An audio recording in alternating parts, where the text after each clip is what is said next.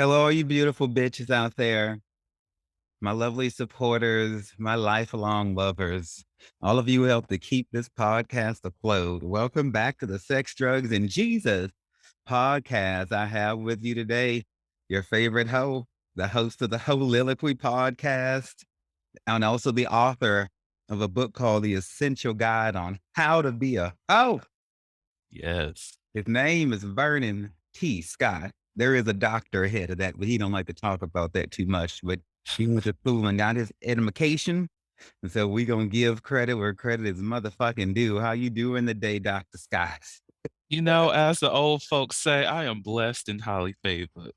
It's a beautiful day. It's been a rainy ass weekend, but I'm dry as hell today. Thank the Lord. But I'm good. I'm good. I'm good. It's been a great weekend. I feel re-energized and I also can use a nap. So life is good. Well, amen and amen on a Tuesday afternoon as we're recording this. So we had Vernon on before, y'all. As we discussed in the previous episode, if you didn't catch it, I hope you go back and catch it. We talked about his podcast, the Hoeliloquy podcast, in depth. We talked about how he is a sexual experience coach. He gave us some deep insight to how he was sexually harassed by his cousins when he was younger, which is kind of how we closed out the last episode. And so I appreciated that vulnerable story, which can also be found in his book. And so on today's show, we're going to be talking more about the book. Before we get into telling people exactly how to be a hoe, I wanted to just take a moment to get your thoughts on the 4th of July. From my perspective, I feel like the 4th of July has been canceled until we get a Supreme Court that has a soul. A holiday that's supposed to revolve around freedom doesn't sound very free to me when women can no longer do with their bodies what they're supposed to. Then we're going to talk about the shootings that happened on this free day. So, what do you think about Uh, it? not, not you bringing me in on some tough shit. I was not prepared. I'm prepared. So prepared. Let me start off with the 4th of July. I am definitely with you. Like, what the fuck is that? What it's a day. It's a day that I'm off and I'm happy to be off. Thank the Lord. I get my rest.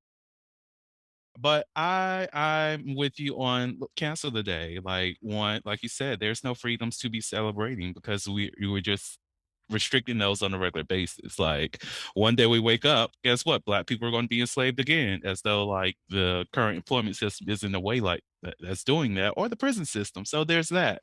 So for me, I'm not celebrating the fourth until one, we abolish the prison system. Two, we get reparations for Black and Indigenous people across the fucking globe. I'm not celebrating until women have their autonomy over their bodies because we need that. I'm not celebrating until sex workers are respected for the things that they do. I'm not celebrating until victims of sex trafficking have the resources that they need to heal for whatever traumas that they've experienced, and they are also respected in the society. So, fuck the holiday. We ain't free. Well, I did what he said. I couldn't say it no better than that, but exactly. There, and I served in the military, which is what the whole thing is kind of supposed to be about. People are like, thank you, veterans, for your service and keeping our borders free. But as an honorably discharged veteran of the United States Air Force, fuck Independence Day. So, now, on Independence Day, in in in the Highland area of Chicago, which is supposed to be a really rich area, 6 people died and like 20 something people got shot the hell up. One of the people who died was like, I think, a 76-year-old man in a wheelchair because Mm. this 21-year-old white boy decided to go, do what crazy ass white boys do, which is shoot people. Exercise privilege. Exercise is privilege. Exercise this, what is it, Second Amendment right to bear arms or whatever the fuck. Mhm. And so And then also in Philadelphia, a shooting broke out, and I know 2 cops got grazed. I haven't heard of any deaths from that yet. So, since we're talking about fuck the 4th of July and fuck Independence Day, What do you think about these shootings that happened? And and from the perspective and particularly of the fact that they went and detained this white boy, I think had he been black, he would have been shot on sight, Oh, gun or no gun. And then once they detained him, they said, "We're not officially charging him yet," and all of this. So what do you think? so I can't speak too much on the Philadelphia one, but the Illinois one, just like, what the hell? Like, we have Dylan Roof, who got like fucking, was it McDonald's or Burger King after he shot up a whole church of people. We have Kyle Rittenhouse, who murdered two people and still had the right to dap up police officers and do whatever the hell he wants to do. And now we have this one who just decides, oh, you know what? I'm stressed out and I want to go exercise my freedom to the Second Amendment and shoot up some people who are just there to have a celebration of what the holiday that you're supposedly in support of, because you're such a patriot. You're such a patriot that you feel as though that you need to gun down innocent people without a weapon. You're that brave. You're that much of a patriot. Oh, get the fuck out of here. And then we have, the officers who decide, okay, we're going to chase this person down. We're going to, one, not try to shame any of his history. We have the media that's bringing up all the positive images of this person, nothing dealing with the fact that he and assuming his family were massive Trump supporters, as though that is something that fits within his ideology of what he's done. Let's go with like the Buffalo shooting, also within the same ideology of let's shoot up motherfuckers, even though that one was more racially based than this one. But what? It's all about terrorism anyway. So what? Terrorism doesn't have a true race to it, other than cisgender white men, but that's different. But like, yet still, with this situation, we have officers who, did chase him down, ensure that he lived. But we also have a system of, justice officers, as they're not, who couldn't even stand up for children in Uvalde. So it's like, if you're going to chase down to protect a white life, but you can easily gun down any black life that you see. It doesn't make sense. And most of those black lives just don't have weapons on them. So it's easier to shoot them down in feign that you were, what, afraid of your life. If you're so afraid of your life, why are you a police officer? Aren't you supposed to be the bravest of the society? But you cannot go in and save children. But you cannot go in and disarm someone who is an active shooter, though you have the training to do so. You cannot go in and do anything to actually support and make our communities better. You cannot even solve rape cases when you have DNA of victims, but you can kill black people and people without weapons. Sounds about white. The caucasity of it all.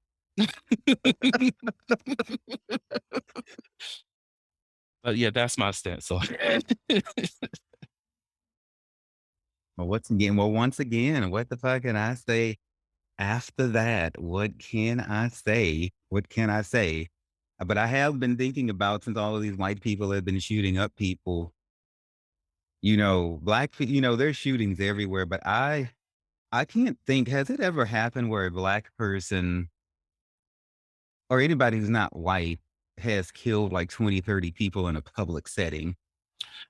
Well, I can't say 2030, but there was that situation in New York subway, where it was a black man who was going around. I think it was either a bomb threat, and I think he did shoot some people. I think about six, but that's being blasted. Well, within that media cycle, it was blasted everywhere, even on Fox News, as though that's not racist as hell. And then you have, I think, about 5, 6 years ago, there was that one that I don't know if he was law enforcement or part of the military, who was gunning down police officers, and they were extremely scared. And I think he killed two or three, but other than that, not too many. if anything, it will be shrouded as gang violence, as though, you know, we don't have a lot of white militia gangs out here that's murdering people left and right without that title. So I don't know too many gang members who are just out here having mass shootings after mass shooting after mass shooting. Right. And like I heard someone say, I was listening to the Morning Joe podcast earlier. One of the guests that they had on there was talking about how all of these, like, basically white mass shooters, they put on this persona of being like lone sheep and everything like that. But basically, they are all connected. Mhm. Like you're saying, it's like a long distance relationship sort of gang. They all have the same motives, the same motivation, the same modus operandi, the same end result. You have like a lone white boy who had access to weapons, who he could just walk in the store and get, and he had an agenda against people for whatever reason. He was angry, he was bitter. It's like they're isolated, but not really. It's not Mm-mm. real, not really. The other misnomer is that they have some type of mental health disorder. I know plenty of people who have mental health disorder who's not out here shooting up people. Shit, we talked about this on the last episode. I have like 5. I'm not out here mass killing people. I'm not massacring motherfuckers because I don't have that in my heart to do so. Like, mental health has nothing to do with these decisions that these people are making consciously. They thought about this, they planned it, and they enacted it. That's nothing dealing with mental health. That's a conscious decision. Even if they might not be in the right state of mind, as some people might try to put it, but within their reality, within their perspective, they are doing this willingly and they're pursuing that. Right. So what you're saying is they didn't just flash out one day and have a panic attack or a nervous breakdown. You saw the social media posts leading up to the date. You have all the receipts. So they slowly planned, bought the weapons, got the ammunition, staked out the place. This wasn't like a mental break. This wasn't a mental snap. You saying this was Mhm. premeditated manslaughter. Mhm. Just as premeditated as January 6th. That's all I can say. We all saw it. We're just like, so y'all not gonna do anything? Y'all not gonna do anything? Oh, it's December 21st. So y'all motherfuckers ain't gonna do anything? You're not gonna okay, you're not gonna do anything. Okay, it's January 1st, y'all. It's New Year's. Are we still not doing anything? They already said they're meeting. They're meeting in 5 days. They said what they're doing. So we're letting this happen? Okay. Us in Georgia. Okay, let's go ahead and make sure we get these votes in. Okay, Georgia ballots have been recounted and everything. Everything's still good. Mind you, tomorrow's the big show. Oh God. And so black and brown and indigenous people don't have the luxury of sitting around trying to plan massacres and slaughters. You're always going to have your exceptions, but by and large, we spend our energy trying to figure out how to get food every day, how to not get shot in the back every day, how to run through our neighborhood safely every day, Mm, how to feel accepted and try to go places where we're not going to be rejected and kicked out. Every race has its issues, but white people predominantly perpetuate this mass shooting violence. Even me, when I plan on to go on trips and stuff like that, I have to look at, okay, where am I going to travel? Am I going to be accepted as being black there? There's places here in Louisiana. We know the Ku Klux Klan is still around. So I can't pull off at every rest stop or at every city, even today in the year 2022. So I have to say, do I really want to go to this Iron Belt state or this Midwestern state? Is there anyone there who might try to pull a Matthew Shepard on me and, and tie me to a fence and kill me? So I can't just like, I don't feel free enough to just go anywhere in the globe. I have to stop and give mhm, pause and say, will I be safe there? This is not, I got all this to think about. I don't have time to be going to shoot up people.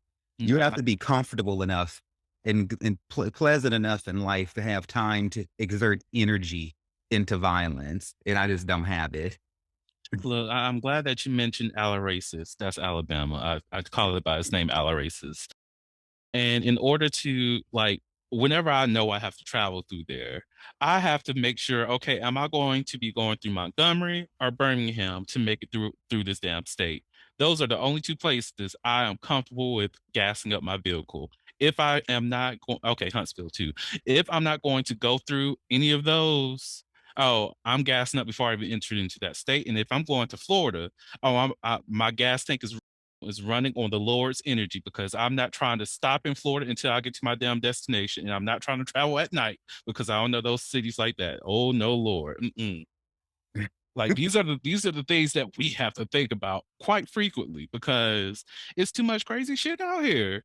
Everybody's against you everywhere you go. Like I'm just trying to have a good time. I'm trying to twerk some ass on a beach somewhere, but no, just because I'm trying to have fun is scary to you. My current kink is making white people sick with my happiness because oh my god, I will be in my vehicle driving around, minding my own business with my songs playing very loud and happy as a motherfucker and loving that they're disappointed that I'm not sad. It's a kink. I know that's right. Get off on it, motherfuckers. Get off on it. Look, does my happiness offend you? Deal with it, bitch. And so the book is called An Essential Guide on How to Be a Hoe. So I read through this book and thank you so much for sending it over, Vernon. And I'm very happy that you wrote it for you because I could see that you've got a lot of rage out in these pages and everything like that. And authorship is very cathartic. And so whether it's writing poetry or writing a blog or writing a journal or writing a book, writing is therapy. And writing therapy is something that is often prescribed in mental health settings. And I'm so happy that you are able to have this experience for your own mental health. So at the top of the book, you really get into a lot of what the book is not. And so I want you to give us like your take on that. You were telling us how it's not how to be a fuck boy or a fuck girl and definitely not slut shaming. So what is the book not?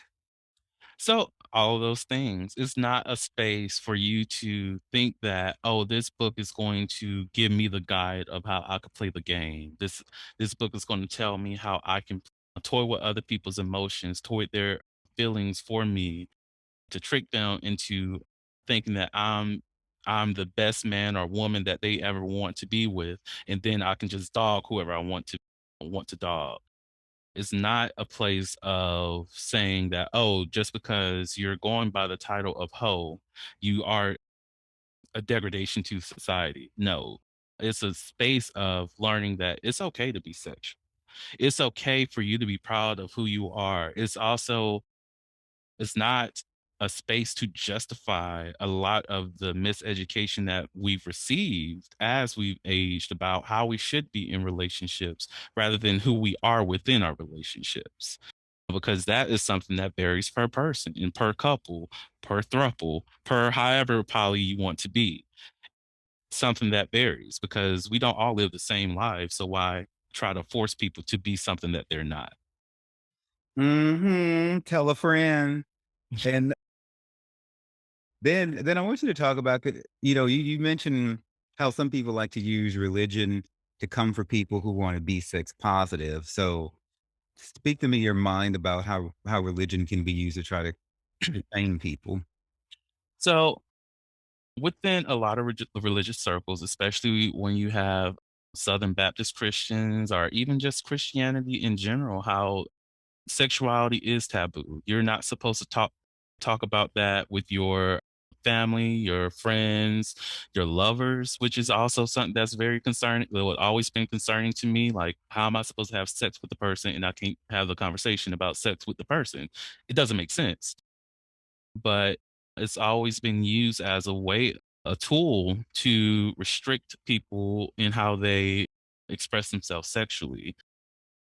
Remember growing up hearing that, oh, a Christian should never, participate in mutual masturbation or oral sex or anything that's considered sodomy because, sodomy and Gomorrah, or Sodom and Gomorrah. Like, totally fucked up that. But how that is a lesson from the Bible of how you should not be out here having sex and being wild with other people. And I'm just like, but I don't get that message when I read those verses. I did not get that in anything as I grew older and revisited those chapters. I'm like, okay, is it possible that within, Sodom and Gomorrah that they were raping a lot of people and that was the offenses that the Lord found extremely unhealthy within that society and it was like, you know what, let's destroy some shit. Is that not a possibility?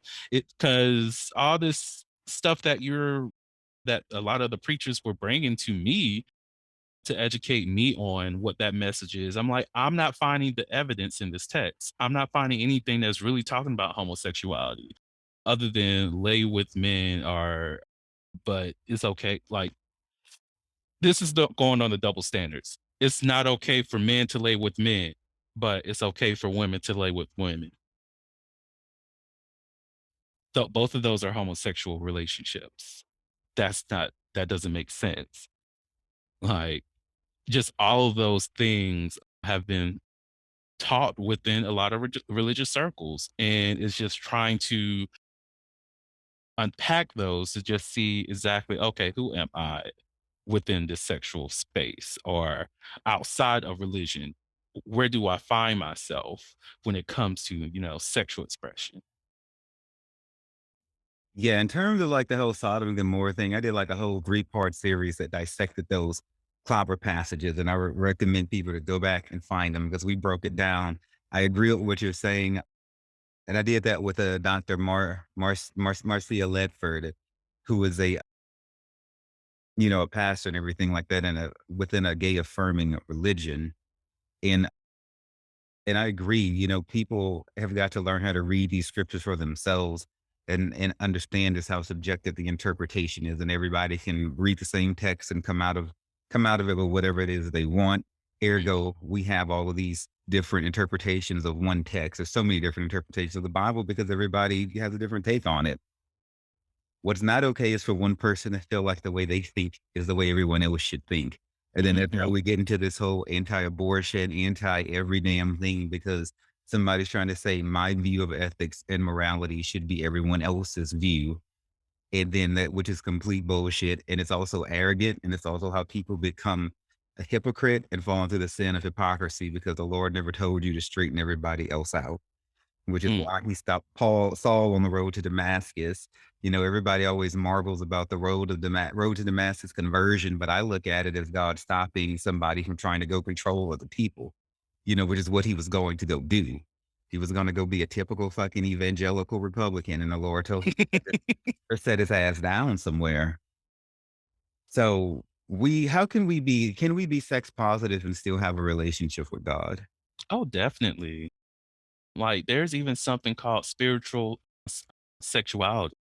If somebody wants to go dabble into that, it's mostly on how your sexual being relates to your spiritual being, which can also relate to your religious being. But it's in in my perspective, because I'm not really a religious person, not anymore. It is figuring out where does your sexual expression meet your religion based off of your perspective and how your religion then can enhance your spirituality and just finding that type of balance. So yeah, let's go with that. I mean, you're right, and I would just like to remind everybody that it was God that invented sex. Mm, Not humans, not the Catholic Church, not any church or denomination. And what man has a tendency to do, is to try to take ownership of something and try to package it and rebrand it and sell it to you like they're the experts on it, when really that's not the case. And the same thing goes for the whole Bible. The same thing goes for so many things in this earth that people, try to just try to take over. So just remember God created sex. And so when you have questions about it, I suggest you pray and go to him. mm. Don't go and ask no damn preacher. Don't go and ask nobody. If you're going to ask them, be sure you ask God too, because the person who gave you a sex drive, who crafted your body so that your dick can get hard and your pussy can swell and get wet was God. It was not people. I like to go to the head of the organization. And so if I want to find out about this body, I'm going to go to God, the one who made it first, before I go to anybody else. Don't you let people tell you what to do with your body. Mhm. And, I forget which friend this was. It might have been high school, but they were I think it was high school. This person, they were referring to the Bible because they read the Bible on a regular basis. And they were like, hey, did you ever realize that the story of Adam and Eve can really be a sex tale? It's just a discussion about how people have sex. And after they brought that to my attention, I actually sat back and thought about that. Even when it comes to the snake and the apple and all that, how those in themselves can be innuendos for the penis and the vulva. And when you mix some things up in a person and the female or the woman gives birth, there's always going to be some kind of cramp, some contractions, and that's the thing. Rather than it being about sin, it's about okay, we have sex. Here's your sex lesson. Who am I to say otherwise? I'm open to all kinds of perspectives on things and stuff like that. And that may work for some people if they don't want to take a literal interpretation of it. Go with it. The important thing is to open your mind to possibilities of what may be, and then and for whatever you do, not to think against other folks. Now, I might not agree with that. I might choose to say, that the story might be more literal, but that I'm not going to tell your friend that he's wrong. Or I'm not going to say that I disagree. I think he's going to go to hell for thinking that or anything like that. I might be like, okay, that's cute. But everybody has to decide what they think about everything. You can't, Mhm. you have to make a fucking choice. And the beauty of it is that we don't have to agree. I love how beautiful that is. I've never heard of that before. So I need time to meditate on that. So tell me what the book is. We talk about what it ain't. You've kind of touched on it, but is there anything more else you want to say about what the book is? I would say the book in general is about understanding who you are as a sexual being and owning that and appreciating who you are and understanding and knowing the importance of personal autonomy and consent when it does come to your daily lives. Because consent is not something that only sticks to sex. You have to consent to things every single day. One of the things, like most definitely when I was life coaching, one of the things I will ask some of my clients is, have you consented to yourself? And some people don't.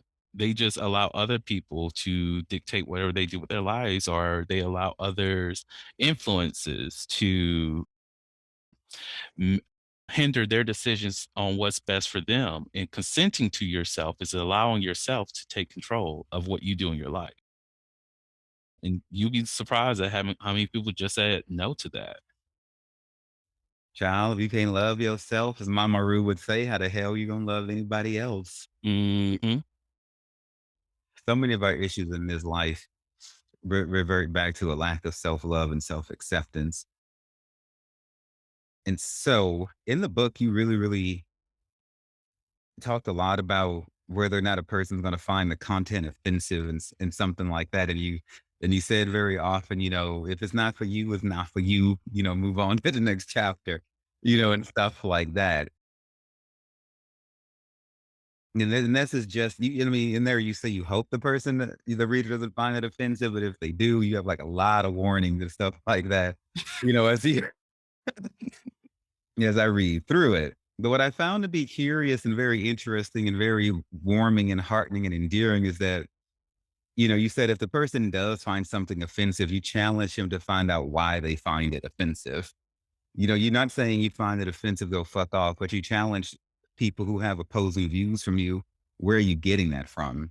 So speak to me about why you challenge the reader to do a gut check and find out why they're offended. I would say it's because we often don't know other people's stories. We make them ourselves. And sometimes you do have to look at situations at face value. And if there's nothing to really indicate like, oh, this person is completely transphobic or something like that, where does it say that? Where does it show that?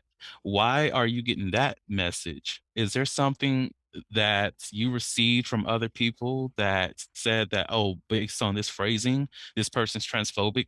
One of the things that I did within the book to ensure that people are they feel accepted when reading it, because some people might fall into that space of, okay, this person is being very gender specific in their writing, but this is supposed to be something about all people. Technically speaking, as I mentioned in the book, I wrote it for African American masculine presenting people as like the target audience, but I wrote it so that it's something that other people can read it and still,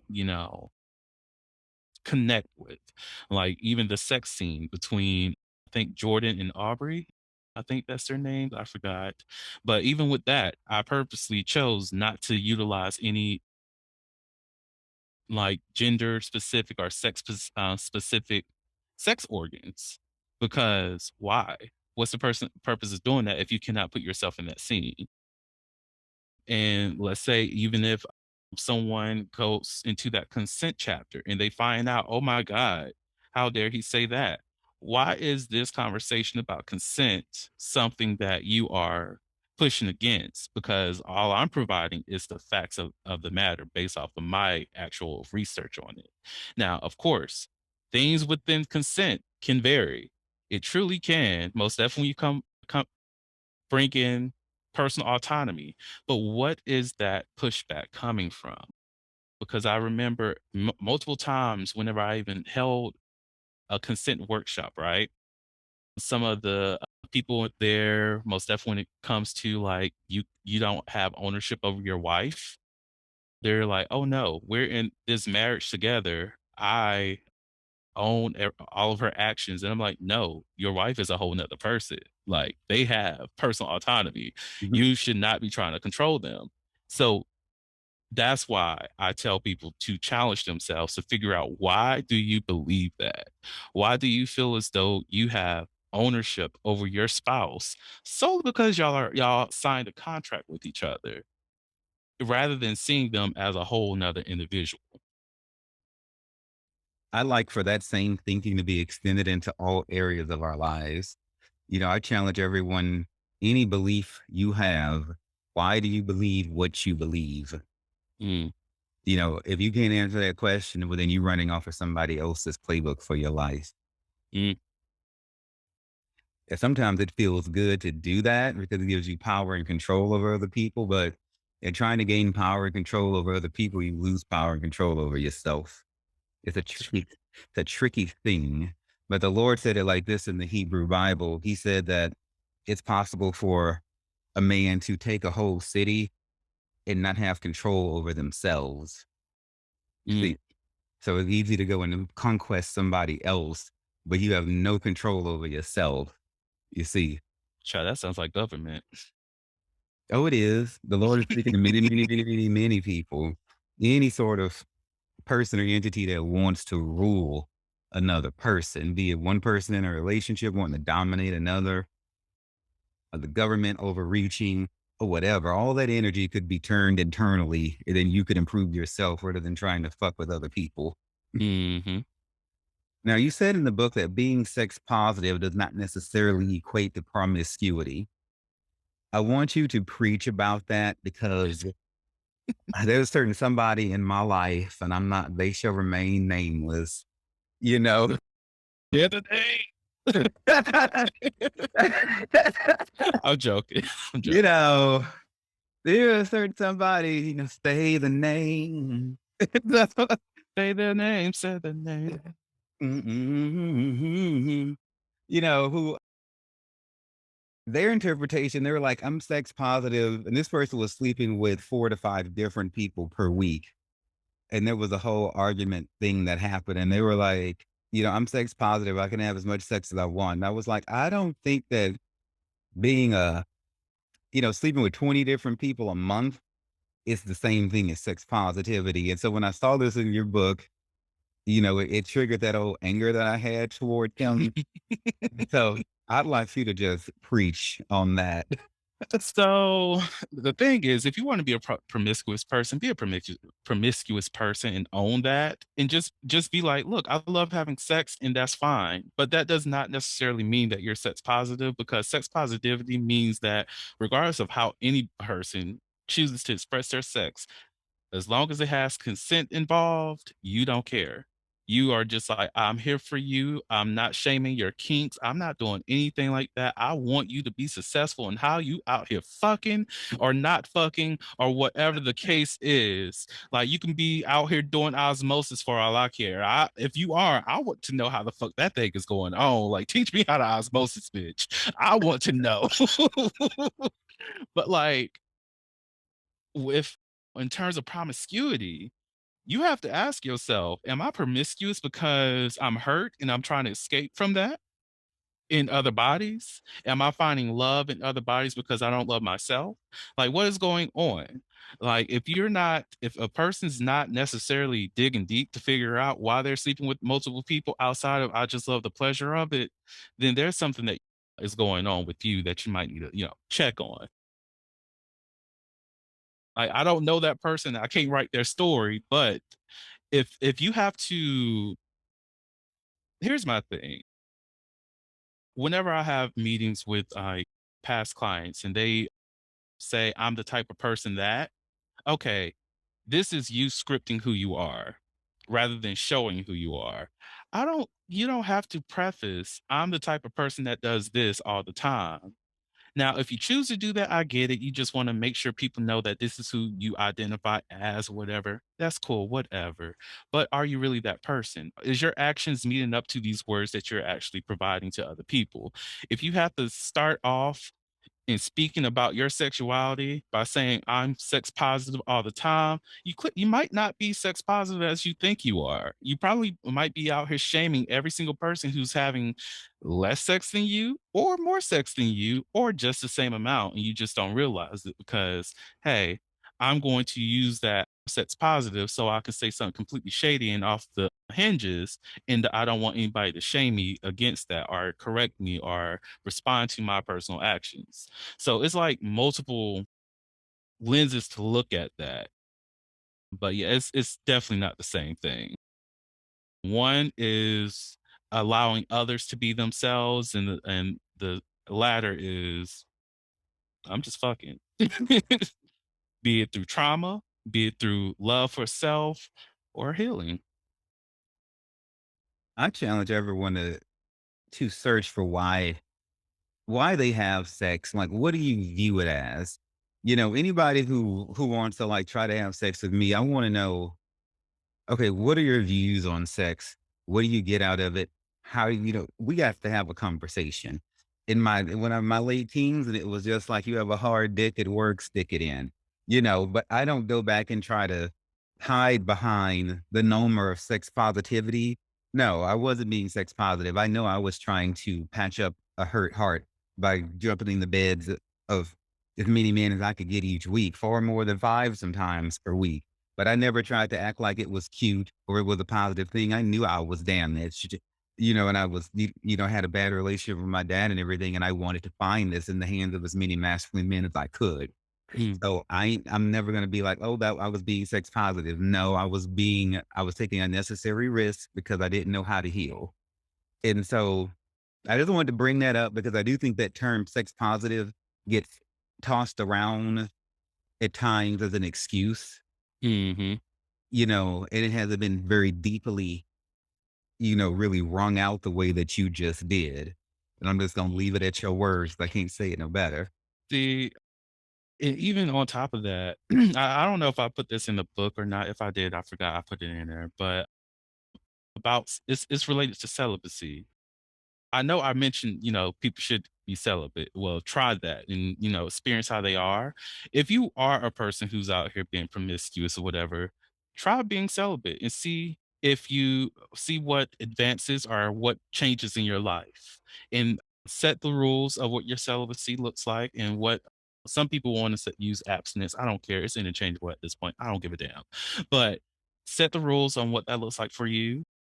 But take a break from sex for real and figure out if you really are sex positive or you are going through damage. Because in my I lost my virginity at age 19. Well, willing lost my virginity at age 19. And with that, my body count went from 0 to, like, 8, and this is within, like, a 6-month time frame, and I was reflecting, and I was like, "Hold up, I'm out here wilding.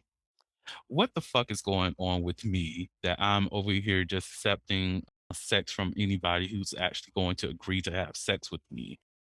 And by taking that break, it was 2.5 years. I learned that, okay, yeah, you do have a little bit of sex trauma that you have not dealt with. So you got to deal with that. You are allowing other people's their slight embrace of you show that they do have true affection for you, even though they don't. You are out here lowering your standards just for that quick hookup. You're better than this. And just taking that time away from sex after having sex allowed me to see myself in a better light and also find a stronger sense of self-worth so that when I do go back in these streets these days is a mess. So I for a Yelp review, 0 out of 0. I do not recommend. These streets are bad. They need to close down business. Fuck the streets. But no, don't fuck the streets. The streets needs to be celibate, y'all. But like I learned so much about myself from taking that break. And even for that friend, take a break. Like, figure out who you are, figure out what's really going on. Go to therapy and see and fill that hole that you're trying to fill with dicks and cum. That's all I'm saying. You better preach, bitch. And so I wanted to talk about the book name. You an essential guide on how to be whole. I'm always interested in why people title the books as such. And in the book, as such they do. In the book, you give us a breakdown on on the etymology of the word whore and why you choose to spell hoe as HOE and not HO. Mhm. So I had to do that because one, that the word hoe in general has a special place in my heart because I've been called a hoe so many times throughout my life. And this is before I was even sexual, y'all. Like out here hoeing hoe. But I always was fixated on the fact that, okay, why is it just spelled HO? And within the Black community, we utilize that word in so many different ways. And even when you have the whore side, the WHORE, that has different conjugations that are very grammatically correct. And whenever you look at ho, HO, and you can add ing, you can add all this other things to it, but it doesn't look right. It never looked to be like a correct term. However, I try to put it places. But whenever you put the E on there, it looks like a word that can be it can be conjugated, it can be changed, it can be you can use it in different sets of your lives to, I am hoeing, I was hoeing, I hoed, all of these because you added that extra length of, grammar to it. So that's one of the reasons why I decided to, let's go ahead and use this with the E because one, I'm always tired by the fact that in this country, we look at AAVE, Ebonics, whatever you want to call it, as though it's a lesser language, but people don't realize that AAVE is the cornerstone of what's making American literature and language great. Like like the slang that a lot of people use these days come from what? AAVE. It comes from African American vernacular English. It comes from our interactions with our own people. It comes from our conversations. Like motherfuckers was not out here saying twerk like that. And then, of course, yin yang twist whistle while you twerk and shit because yes. But it's like we are making the language. So put some respect on our names and make sure that our words that we use in however we choose to interchange them are grammatical in every single way. Mhm. I ho, so off to work I go. Yes, yes. Child about to put on some like some knee-high heels or some shit, cause now you got me wanting to hoe. Yes, Lord. So I'm gonna read a quote which I have a slight amendment to, which I will just point out. So you said from the book, you said, for those of you who say that a hoe is someone, especially a woman, and I'm gonna add or bottom, with low morals, jump off your high ass pedestal. I hope you land in your own business because that is what you need to mind. Yes. Tell me,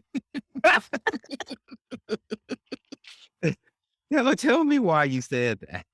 Because everybody who it's the judgment of it all. Like, you out here calling women hoes because they're having sex with multiple people. Why? Because men are praised for doing the same thing. So you're obviously putting yourself on a higher standard or a higher pedestal than other people who are doing the exact same thing as you. Jump off. If this person is considered a low standard because they're doing what you're doing, get the fuck off. You don't deserve to be up there. Jump into your own fucking business. Mind your business. Mind your motherfucking business. Cause hey, I look, this is how what I tell people. I did not give you a dime, quarter, or penny. So I'm not paying for you to be over here. So mind the business that pays you. Yes. This reminds me of like from the Hebrew Bible when Jesus was going through the village and there was the town whore or whatever, everyone was gonna stone because in their opinion she had had too much dick, slept with too many married men, had too much sex or whatever. Jesus found me. I know. And he found the girl. And he also loosed you and said, he who is without sin cast the first stone, and they couldn't say anything. You know, my whole thing is this. She didn't become the town whore by masturbating. The man in the town, somebody had to help her along this journey to reach the status, to reach this level in her life. And so in society, if a woman is shamed or a bottom is shamed, it's like, so even me, when I used to run around Baton Rouge high on meth trying to get dick from all these different guys, I developed a bad reputation. But my whole thing was this: I wasn't doing the drugs by myself. I wasn't the only one in the damn room. And whatever sex I did have, I didn't reach my own dick around and stick it into my own asshole. So, I mean, so I mean, I'm fucking somebody. I am fucking somebody, I'm doing the drugs with somebody, you know, or 7 guys could fuck the same girl at the same time, which is totally cool if that's what 8 people wanna do, but why is she the slut, but the 7 dicks that was just in her are not? I You came here and you came. Like, I'm the slut because I'm the one who wanted to have all this pleasure. Did you just fuck the most of for those who love breeding kinks? Why are you just fucking 6 other niggas? I don't know if I'd say it on your I'm sorry. You can say anything you want, Dark. My God. Weren't you the one that was coming back and fucking 6 other motherfuckers come out of this pussy, this asshole, whatever you this mouth? Were you were your children, your could have been aborted children swimming all up in this over here? But I'm the whore. I'm the whore. Aren't you the one fucking the whore? What does that make you? If you think I'm bad and you're fucking the whore, so does that mean you're less than the whore? Are you upset about that? Come on, let's talk about it. You can lay your head on this dick, okay? Lay your head on the dick. That's all you need to do. Yes. Please the whore. Continue to please the whore. Mhm, and then enough said on that, so and I guess no, it's not because people. And you mentioned this in your book in several places that basically when people spew negativity towards other people, it's reflecting a fracture and brokenness within that person who's Mm. the negativity. I heard it said it this way: you can't give away what you don't have. So when you're broken, You go about the business of trying to find fault other people. Another version of this, 7 guys can go and fuck the same girl or bottom or whatever and just be like, you know what, that was a good experience, the end. You don't have to have the negative adjectives thrown in there to try to make yourself you shouldn't have to step on somebody else to make yourself feel better. Don't Mhm. you have a damn problem? Why can't you just be a really fun girl and y'all a bunch of fun guys and it was a thing, it was great, and you hope to do it again? Why do you have to go and drag her through the mud? Like, why? Yeah. We came here for sex and we had sex and was did you enjoy yourself? If the answer is yes, great. If the answer is no, okay, then we don't have to meet up again. Right, because what would the guys do if all the women and all the bottoms closed our legs up and decided not to let you in anymore because we get tired of you talking about us. Y'all not gonna want to fuck each other because y'all was so like anti having your assholes injured. Some of y'all, then what would you do? When if we're no longer available, if we're no longer an option. All I gotta say, if you a bottom out here on these streets, find you another bottom because the sex is better. And that's that on that. Start a relationship and everything. And then if you feel as though you need a top, and open up your relationship, use that motherfucker. Don't make it permanent. If they can't get right, they don't deserve you. For the women out here, get you some girlfriends. Those who are into women, of course. Get you some girlfriends. Enjoy your time. If you need to get the fleshy dick every now and again, open up your relationship. Invite that motherfucker in, and then let them go. And see how long it takes until these motherfuckers get their lives straight. What did they say in that Medea movie? Click, click. They'd be all right. They might be all right, they may not be. It is no longer our concern. Mm-mm. Well, what did people say? So in your book, you said you polled your friends, your family, and you even said passersby how they define a hoe. And your results were ultimately kind of like inconclusive. What did you find that people were saying? The two that stood out to me was people define a hoe as somebody who's had sex with more than 5 people. I thought that was a random ass number for someone to come up with. And then the other one was somebody, oh, it was a bitch with loose pussy.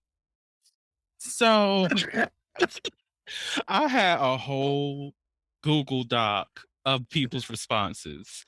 And even on these apps, looking at what people say or what they called other people hoes for. Oh, most definitely back in the day on Jack, reading people's profiles and talking about, oh, I don't fuck with hoes, and then they have a description of what the hoe is supposed to be. All of that provided a lot of good details on where people think. Now, the numbers people, that's the thing that really got me. Now, I just use 5 as like well, whatever number I use as just a relative sample, but people would have some random ass numbers. Oh, if they had sex with 6 people. Okay, how many people have you had sex with? Like, how's that a person that's a hoe? That's me. The more bodies you have, the more experience points. Just make sure you're being safe out here. That's all. That's all. Get your experience points up. Be level 99. I don't give a damn. But it's like, why do you have a set number? Like, is it and it's rarely even one person.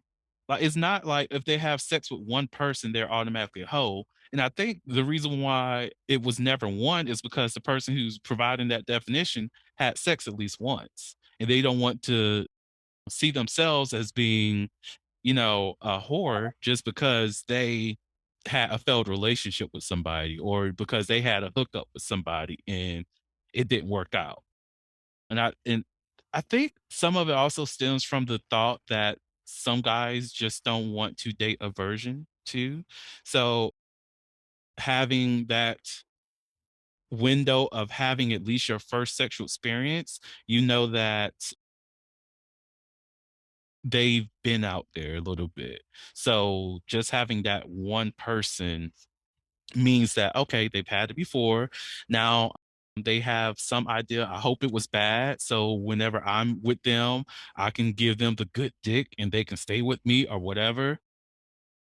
And then there were also those people because over the years I learned that Men tend to go this was also another research thing that I looked into, but men tend to overestimate their sexual partners and women underestimate their sexual partners solely to make men more comfortable when they do talk about their sexuality or their sexual histories. So I think that's where why you get those random ass numbers because they're either trying to not project that they view themselves as a hoe because they've had so many bodies, so they trying to project the responsibility of not being a hoe onto the woman, or it's whatever. Now, in terms of what was the other part? Oh, loose ass pussies. That one always bothered me because that tells me that this person doesn't even know the basis of anatomy and how vo- the vaginal canal or the anus works. Because it's no such thing as a loose pussy. It's just your dick might not be as big as you thought it was, and you got open space. You're not comfortable with that. Now there is somebody's triggered. There is a such thing as it being it's lacking elasticity, and that can be due to tearing. That can be caused by somebody not respecting the other person's body enough to let them relax properly so that they keep the tightness of whatever sex organ you're using, or it can just be them having multiple sex, but within a day, shit usually just gets right back normal. Now, if you have sex with someone with like a girthy penis, then it might take a couple days, but it usually doesn't take such a long time for the anal canal or even the vaginal canal to just restrict back to its normal size. So loose vaginas and loose anuses is not really a thing.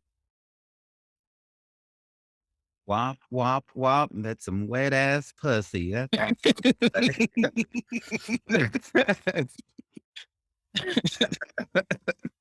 So you mentioned the word consent earlier, but y'all, in his book, he actually, I felt like preached a whole sermon about consent. It's like, it's really a soapbox, a hill that you're willing to die on. So I want you to dig deeper into why the fuck consent is such a big deal and spin in what rape culture is. Ooh, child, you asking me to do all my research in this podcast. Lord Jesus. Okay. So yeah, consent, that is definitely the soapbox I will definitely die on and be proud. And y'all not going to take me down because that legacy is going to live on. It's just like try if you want to. But like the importance of consent is that many people don't even know how complex consent is. It's a very simple yet complex thing. So, of course, yes means yes, no means no, and maybe does not exist. But that's not all. Like, there's a legal side of consent, and then there's a personal side of consent. Legally, if you decide to have drunk sex with a partner, like you're conscious and you're able to articulate yourself and be responsible at the same time. Legally, just because you had a sip of alcohol and you had sex with that person or that person had sex with you, they broke the law. But in terms of personal autonomy, you have not done anything wrong. You did what you were wanting to do with somebody that you trusted. So that's another discussion. And on top of that, because we are not taught what consent is, we often do things that are violations to other people's bodies. For instance, those people who think that just because my partner said yes, they cannot end sex at any time. Or just because they said yes to sex, that means I can take the condom off. That's not consent. That is not, they do not know that you're doing that. And even using that excuse, which some people have used on me before, you didn't feel that I wasn't there? No, condoms are made thin as fuck. You have bearskin condoms for that reason to so that the person who is penetrating, it feels essentially as though there's no barrier there for the most part. So Most people don't feel it if you do not have a condom on or not. Now, if it's a thick ass Magnum condom, more than likely a person might feel it, but there's no guarantee. So, expecting them to be responsible with telling you not to have sex with them without a condom because you took it off is inappropriate because you're the one who has the condom on already.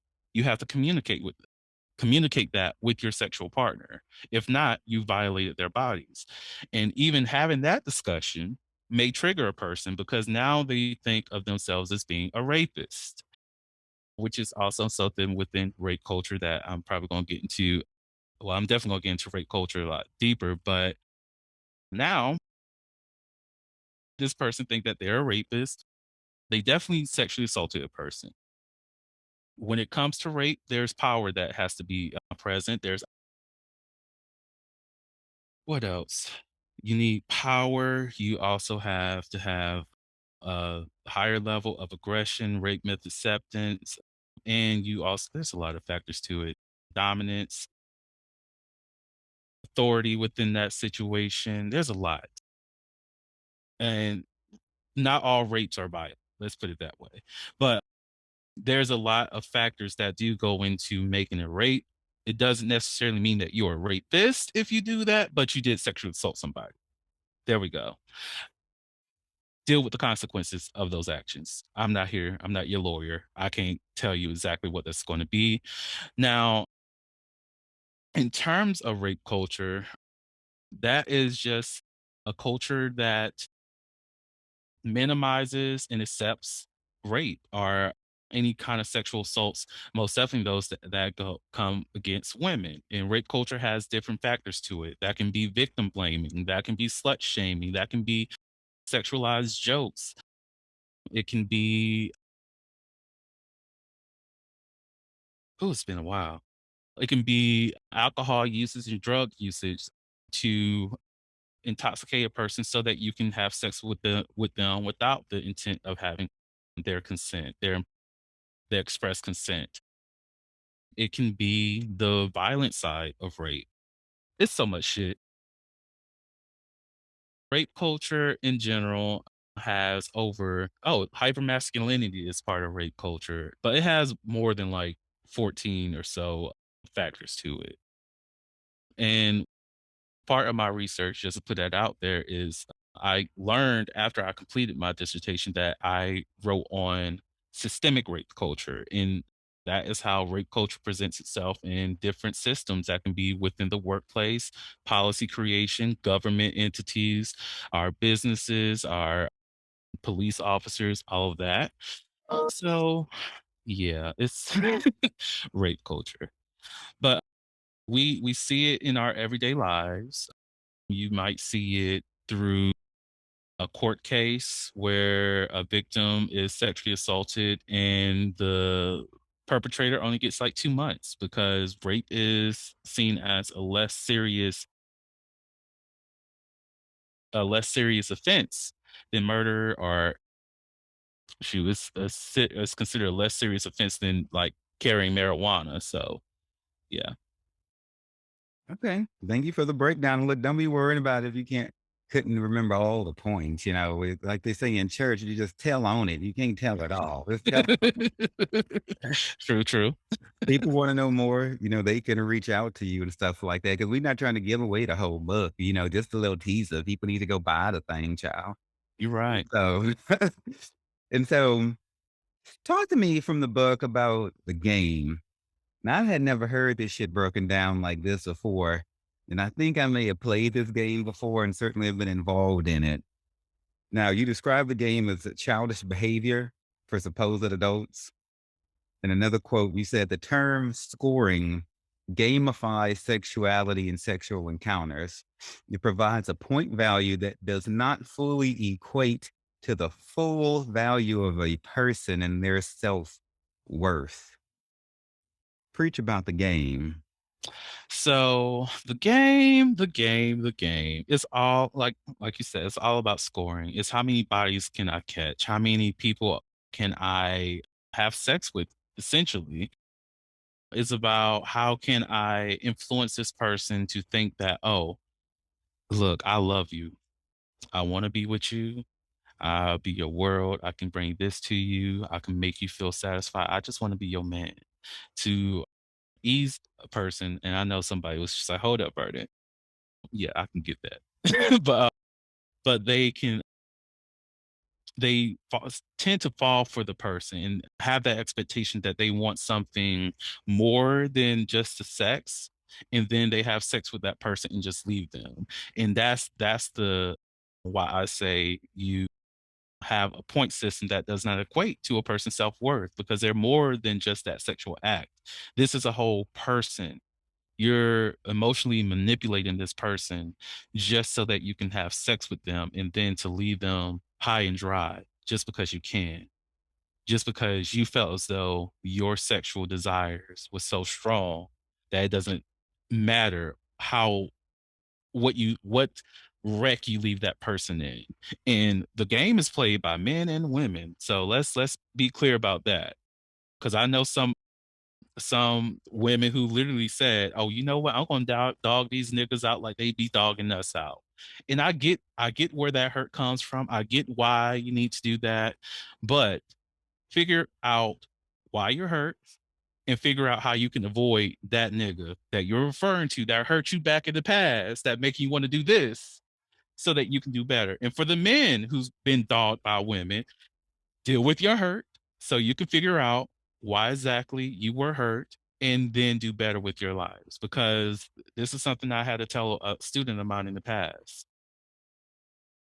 You're going to be out here focusing on dogging these people out just because this one girl hurt you so bad that when you meet that one person who challenges you, who brings so much worth to you, you're so focused on trying to find the trick to find the, oh, when is she going to, like dog me out like that old girl did 20 or so years ago, that she's going to leave you. And within months, within weeks, within days, you're going to realize that you fucked up something good and you will never get that back. All because you wanted to play these damn games. So what he's saying, y'all, is to stop perpetuating the negativity and to find out why and to stop being willing to be so damn childish. I agree with you on that. The games people play, just be about what you're about, you know, or as it says in the Hebrew Bible that the Lord is not mocked. Whatsoever a man sow, that also will he reap. So you can't play these games and twist these people's hearts and just make people a number, another body count. Oh, that was just meaningless sex. I just fucked them. It was whatever. That person didn't mean anything to me. And then you think one day is going to come where you're going to settle down and have you a nice, happy relationship. No, bitch, your dirt coming back to you at some damn point. Hmm. Now, for some reason, Hard. it's coming fast and hard. And so within this breakdown of the game, you separated the roster though, and you wanted the roster to be different. You gave it its own chapter. And I found it, I don't, let me see, I don't know if quite curious, interesting, and titillating. And I don't really have the exact word for it, but you use a basketball game, the way basketball players are positioned to reference this. I don't know this fucking much about sports. I have to say, sir, I'm gonna call you sir in this moment that I am very like impressed that you know what I'm not expecting that you like wouldn't know, but at the same time, I don't talk to very many people who know what like a point guard is and all this. I'm all like, I didn't know you had all this shit going on a basketball court. And so, so tell us what a roster is and how you related basketball. So I have to be completely honest. I don't know a lot about basketball, but I do know small forward and a point guard. That's all. That's pretty much the gist of my basketball lingo. Uh, and I also refuse to look at football because there's way too many positions. And if anybody's trying to have a football roster, look, more fucking power to you if you could have that many niggas on your fucking team. Oh my God. I cannot. My roster might just be a couple golf niggas. I don't, so yeah, basketball is a little bit more relatable.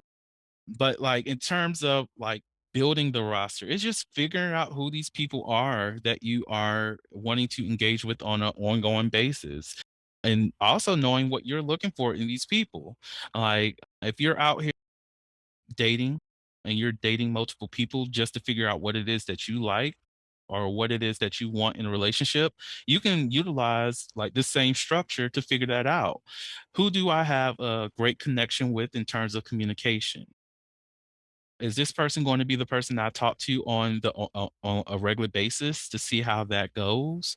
Or if you just want somebody who has a high sex drive that can match your energy because you also have a high sex drive, you can make that person your point guard because you look, you know, this is somebody you can always have. This is somebody that you can have sex with on a regular basis. You can get that energy out while you are pursuing what other things that you're looking for. Do you want somebody who's going to be a cuddle buddy? If that's it, because you want that physical connection where you can either talk to that person, watch movies with that person, but not have anything romantic in that, go for it. If it's just somebody that you can go out to eat lunch with, do it. Like, figure out who it is, who you are as a person, what you like, and what you look for in a partner. Even if those same people that's on your roster are fully aware that they're not going to be involved in anything romantic with you, that you're not looking to date them long term, look, they know that at the beginning. That's the important thing about the roster, and that's another reason why I split the chapters up is because here discussing the game, you're figuring out all the childish things, what being anonymous is, working in the realms of anonymity of wherever this relationship is supposed to be. We just talking. We not dating. We're just fucking. We're not dating. But you know, you're doing all the boyfriend things. But you're not trying to give me that title. All within the game. Deal with your insecurities, fam. But it's like that's part of the reason why I had to separate it so that you can understand this over here, this mentality is completely different from what you can be out here doing, which is respecting the people that you're choosing to be intimate with, that you're choosing to get to know, and who you are. Well, you know, in the long run, deciding who you want to be with in a partnership, either it be with one person or multiple. I appreciate the roster and the effort that it takes to put one together, you know. So a roster is a list of people who you value and you see them as more than just a piece of flesh, you know, whereas the game is about, as they say, this is meaningless sex or this didn't mean anything. It really burns me up when people toss around sex. Like, I don't think it's ever meaningless. If you take your body, which is a priceless instrument that God gave you, even if you don't believe that God gave you, you only get one in a lifetime. If you don't believe that, you know, in anything spiritual, you only get one damn body. And so to say that you're going to take your body, allow someone else to do whatever with it, or you do to someone else, whatever, sex always goes both ways. It's not just one person doing something to someone else. And to come out of that and say, well, that didn't mean anything, or, you know, that just really, really fucking angers me. Mhm. And the effort, even with the roster as positive intended as it is, I want to challenge people to put this same amount of energy that we put into fucking finding people to have sexual encounters with into our mental health and into our spiritual health. So in mental health, we talk about all the time as we have in this show about why this is needed and necessary, hiding from our pain and stuff and how it comes out. You know, we spend so much time on these apps, so much damn time in and out of people's houses I've done it before. You know, going back, I was fucking a part-time job, working 40 hours a week and fucking 30 hours a week, you know, to include doing all the research and everything like that. So I want to challenge people, particularly though, about spiritual growth. So say you do believe in God or whatever entity or deity. I want you to be sure that you are growing. And yes, spiritual growth is not yours to grant. It's up to God when he grows you, but you can at least reach out for him harder and harder. So what I'm saying is this: if this year you praying maybe like a couple of seconds whenever you think about it every now and then, and you blowing the dust off your Bible maybe once or twice every 3 months. Maybe next year you could maybe pray for like 15 minutes, 2 or 3 days a week, and maybe actually read the Bible for 5 minutes once a month. And then maybe the next year you maybe add a little bit more prayer time and Bible time. I'm saying That's just an example, but whatever works for you, find some quantifiable way to know that every year you're trying harder to get closer to God. And so what I'm saying is we can make all this plans, spend all this money to go and fuck. Why can't we go after God just as aggressively?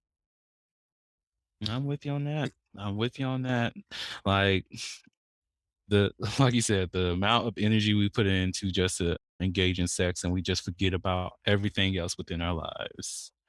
It's ridiculous. It's ridiculous. Like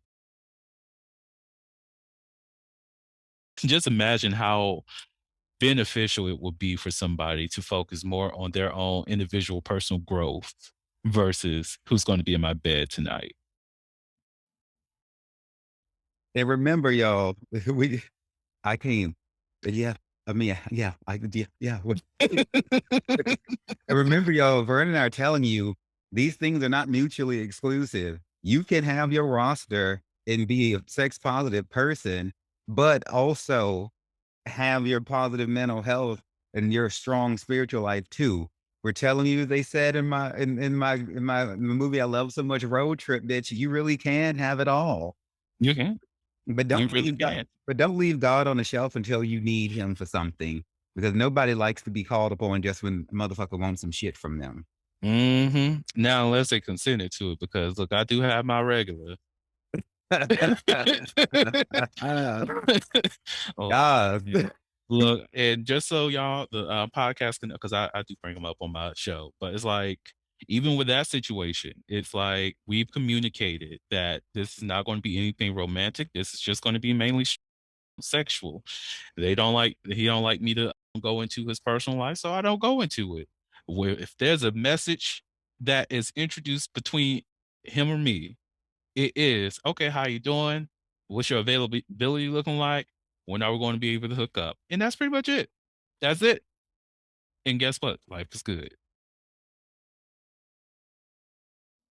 Let it be good then. So I mentioned, we both mentioned like the dating apps. I just wanted to drop a warning on people about those, about these. So just be careful when you're going in and out of people's houses that you don't know. There's the disease factor, yes. 'Cause, when people don't really tend to brag about the bad experiences they have on dating apps. All of your friends and everybody wanna make it seem like it's always a good experiences. They pounding all the ass and getting all the pussy and getting all the dick and everything's great. What I've observed is that when people get diseases and shit like that on these apps, they either keep fucking and don't tell nobody, or if it gets serious, they'll just disappear and go and tend to their health and not say anything. Or if they show up to somebody's house and they get robbed or jacked up some type of way, they won't tell you, you know. So sometimes when you've seen that guy in that square for months, you have your regulars on these apps and suddenly they're not there anymore. Mm. Sometimes some shit then went down. So I'm just reminding y'all, be safe. Be careful about going to people's houses you've never met before. They could have cameras set up. They could have motherfuckers waiting. I'm not saying get paranoid, but I'm just saying understand you don't know them. You're right. You're right. You gotta vet motherfuckers. You have to vet the people that you're planning on hooking up with all the time, actually. And one of the things that I used to do is like if somebody's like, "Oh, can you scoop me up or whatever?" I'm like, "Okay, cool." But I don't stop. I do not stop my vehicle until I see a person that I like. Look, this person they look like that person that I'm supposed to be picking up. Okay, but my vehicle does not stop. I would do a full circle and come right back around and scoop your ass up, but my vehicle does not stop for nobody because y'all not pulled up on this nigga right here.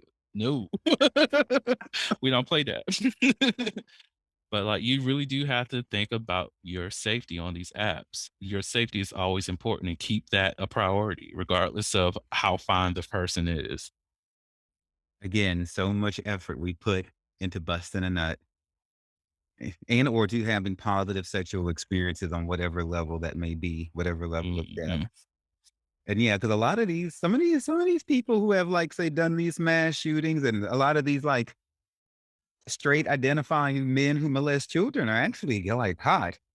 Like they're not, some of them look like I totally would have gotten dick from them, but they like fucking crazy too. So like it's not all Mhm. about a look. So Okay, so then the last thing I wanted to talk about. So in chapter 7, you break down how to actually be a hoe, an HOE. So without giving too much away, I want you to give like a synopsis of, you know, what it means to actually what are some of the steps someone would take to actually become a hoe? And then I want you to tell us your definition of yourself as a hoe. So, I want to give 2 definitions, the one from the book and then my own personal definition. But I will say the synopsis of becoming a hoe is working on yourself. Understand your mental health, understand your sexual health, understand your physical health, understand all aspects of yourself. And then, going out there and enjoying yourself. Like, who are you and who are you in sexual spaces? What is it, the things that you find pleasure in? What is your sexual wants? What are your sexual needs? What is it that you want with every single sexual encounter? When you figure that out, there you go. Welcome to being a hoe. Now, in terms of the book, just give that definition out there. A hoe is a noun, it's an adjective, it's a verb. So keep that in mind, people. But I'm just going to read the noun. A hoe is any individual, regardless of gender identity, who chooses to live a sex positive lifestyle free of the judgment and shame of outside influencers and embraces and owns the full extent of their sexuality. So you have that. So if you feel as though that you've met that requirement, hey ho, how you doing? Love to have you. Love to meet you. I love hoes. Me and hoes get along very well.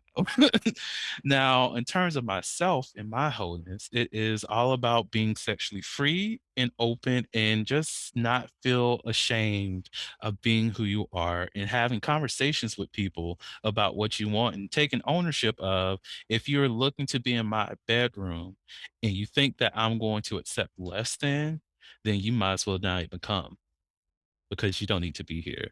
I can have sex with myself and it would definitely be better than what you're going to bring. And that's it. You better work. So, so I just wanted to point it out to everyone that my boy here also wrote a poetry book that he kinda snuck in to the book, kinda like how a song artists would do, like, that bonus track at the end of the CD, and after the last main track plays, if you let the CD keep rolling, then this whole other song would pop up out the fuck nowhere, and you know where the hell it came from. And so, this book is called Prose from a Soul Seeking Justice. In the electronic world, it's a separate book on Amazon, which I'm gonna put a link to that in the show notes. It's only $2.99. Y'all might as well scoop it up. And then if you get the print version, then you get how the essential guide on how to be a hoe plus the prose from a soul seeking justice poetry book all together. And I'm gonna put the links for all of that in the show notes as well. So I want to let y'all know Vernon is a poet too. And I look forward to more creative works from you in the future. So thank you for coming on the show. I'll let you have the last word. So let the Lord use you.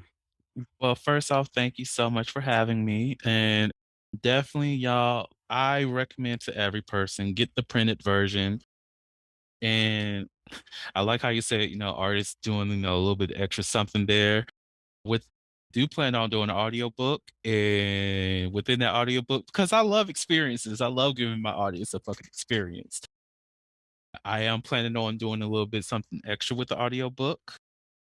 And I'm not going to include any other readings of the poems. So look, I wrote those for other people to get their own messages. You don't need to get the reading from Vernon. I know that's how you're supposed to read poetry from the artists themselves, but fuck it.